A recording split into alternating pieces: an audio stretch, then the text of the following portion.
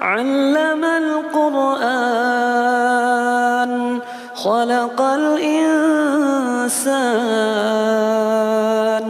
علمه البيان الشمس والقمر بحسبان والنجم والشجر يسجدان والسماء رفعها ووضع الميزان ألا تطغوا في الميزان وأقيموا الوزن بالقسط ولا تخسروا الميزان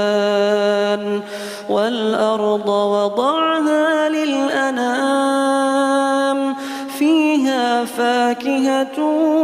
والنخل ذات الأكمام